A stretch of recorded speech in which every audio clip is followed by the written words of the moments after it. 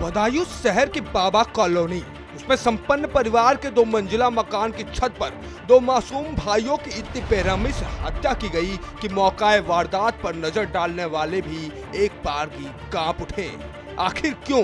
तत्काल हर एक जहन में उठे इस सबसे बड़े सवाल का जवाब अभी तक किसी के पास भी नहीं है। जवाब देने वाला साजिद पुलिस की मुठभेड़ में ढेर हो चुका है और उसके साथ बताया जा रहा फरार चल रहा उसका भाई जावेद भी आज पुलिस के हत्थे चढ़ चुका है, जिसके बाद अब ऐसा मानना है कि बदायूं में 2 बच्चों की निर्मम हत्या का राज अब खुल जाएगा। इस बीच बच्चों के पोस्टमार्टम की रिपोर्ट भी सामने आ गई, जिसने लोगों के पैरों के नीचे से जमीन खिसका दी। रिपोर्ट देखने के बाद सबके मन में बस एक ही सवाल बना हुआ है कि आखिर साजिद और जावेद ने क्यों इस वहशियाना घटना को अंजाम दिया।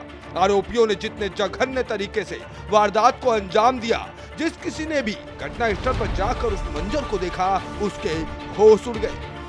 गर्दन काटने के बाद भी शरीर के अन्य हिस्सों पर भी इन दरिंदों ने लगातार वार किया है। तो चलिए जरा आप भी देखिए कैसे बदायूं में इंसानियत की इस निर्मम हत्या के बाद आई पोस्टमार्टम रिपोर्ट ने पूरे देश को झकझोर कर रख दिया है।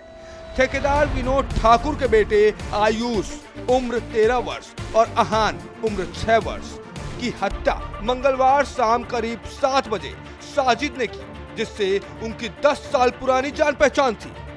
पोस्टमार्टम में जो बात खुलकर सामने आई है उससे आप भी हैरान हो जाएंगे। पोस्टमार्टम से पता चला है कि साजिद ने दोनों बच्चों पर कुल 24 वार किए थे, जिसमें से आयुष के शरीर पर 14 और अहान के जिस्म पर 9 घाव दिखे। दरअसल आलापुर थाना क्षेत्र के कस्बा सखानू में रहने वाले साजिद का सिविल लाइंस क्षेत्र की बाबा कॉलोनी में सैलून था।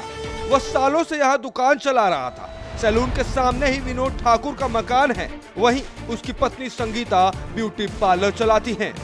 विनोद और साजिद के बीच पारिवारिक संबंध होने की बात भी सामने आई है। साजिद का विनोद के घर काफी आना जाना था। साजिद बच्चों से बेहद प्यार भी करता था। यही कारण है कि दोनों बच्चों की हत्या करना लोगों के गले से नहीं उतर पा रहा है। हालांकि हत्या की वजह अब भी स्पष्ट नहीं हो सकी है। लोग तरह तरह के कयास लगा रहे हैं, लेकिन यह साफ है कि जिस तरह से घटना को अंजाम दिया गया है उसके पीछे हत्या की कोई ठोस वजह तो जरूर रही होगी। परिवार के लोग हत्या की वजह बताने से कतरा रहे हैं। परिवार तो केवल 5000 रुपए मांगने की ही बात दोहरा रहा है। पुलिस ने दोनों बच्चों का पंचनामा भरने के बाद बुधवार सुबह 9 बजे पोस्टमार्टम कराया। पोस्टमार्टम रिपोर्ट में आयुष के गले पर चाकू से वार किए गए, जबकि अहान का गला रेत दिया गया था। आयुष और अहान की हत्या के बाद बच्चों की दादी मुन्नी देवी ने जो कुछ भी कहा वो भी बहुत ही चौंकाने वाला था। उस मामले से भी हत्या का कारण साफ नहीं हो पाया। पुलिस ने उनको बताया कि उनकी गलती क्या है। आयुष और अहान की हत्या के बाद बच्चों की दादी मुन्नी देवी ने जो कुछ भी बताया उससे एक बात तो साफ हो गया है, हत्या का कारण अभी भी कुछ साफ नहीं है। उनका कहना है कि पुलिस हमें बताए हमारी गलती क्या है, क्यों घटना हुई। उन्होंने कहा कि आरोपी ने अपनी परेशानी बताई तो उसे हमारी बहू ने 5000 रुपए दी, फिर भी उसने बच्चों की जान ले ली। बहरहाल आज पुलिस ने दूसरे आरोपी जावेद को गिरफ्तार कर लिया है। अब उम्मीद लगाई जा रही है कि उनकी इस दरिंदगी के पीछे की वजह जल्द ही खुलकर सामने आ जाएगी। भारत समाचार से डिजिटल डेस्क विश्वेश तिवारी। जी, जो दुर्भाग्यजनक घटना 19 तारीख को घटित हुई थी उसमें पुलिस मुठभेड़ में एक आरोपी की मृत्यु हुई थी। तो उसके क्रम में एसएसपी बदायूं के द्वारा ये अनुरोध किया गया था कि राष्ट्रीय मानवाधिकार आयोग की गाइडलाइंस को ध्यान में रखते हुए एक जांच करा ली जाए। तो उनके अनुरोध पर हम लोगों ने मैजिस्ट्रेट इंक्वायरी का आदेश दिया है और इसमें नगर मजिस्ट्रेट बदायूं को जांच अधिकारी नामित किया गया है। उनसे अपेक्षा की गई है कि वो 15 दिनों में इस जांच को पूर्ण करके अपने निष्कर्षों की रिपोर्ट हम लोगों को उपलब्ध कराएंगे। क्योंकि सर प्रदेश में एनकाउंटर जैसी चीजें होती हैं, तो आम जनमानस की समझ के लिए अगर आप बता दें कि रिपोर्ट में किस किस एलिमेंट्स की अपेक्षा आप करते हैं। देखिए, एक ये स्वतंत्र जांच होती है और इसमें जितने भी साक्ष्य और बयान लोग देना चाहते हैं जांच अधिकारी के द्वारा उनको इनवाइट किया जाता है और सारे पहलुओं को देखने के बाद स्थल निरीक्षण करके सभी के आधार पर भी स्वतंत्र निष्कर्ष निकाल के अपनी रिपोर्ट सबमिट करते हैं।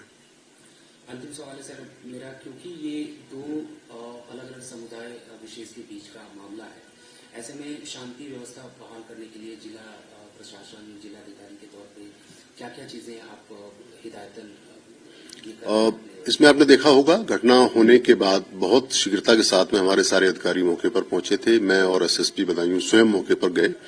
उन परिवारीजनों से भी हम लोग मिले थे, घटनास्थल भी देखा था। इसके अलावा पूरे जनपद में शांति व्यवस्था बनाए रखने के लिए हम लोगों ने सभी अधिकारियों को भ्रमणशील रखा। ये बात अलग है, ये जो आपने तथ्य रखे हैं, लेकिन मेरा व्यक्तिगत रूप से मानना यह है कि विशुद्ध रूप से ये आपराधिक कृत्य है और उसके दृष्टिगत जो सतर्कता होनी चाहिए थी वो हम लोगों ने उसके सारे कदम उठाए और उसका परिणाम ये है कि जनपद में पूर्ण रूप से शांति व्यवस्था बनी हुई है।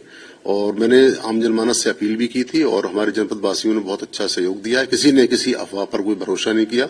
आज भी मैं पुनः आपके माध्यम से लोगों से यही अपील करूंगा कि इसी प्रकार का जागरूकता का परिचय दें और पूरा सहयोग प्रदान करते रहें। जनपद में शांति व्यवस्था पूरी तरह से बनी हुई है और इसको हम लोग लगातार मेंटेन रखेंगे। हमारे पास पर्याप्त पुलिस बल है, अच्छे अधिकारी हैं, उनके माध्यम से कहीं किसी प्रकार की समस्या नहीं है।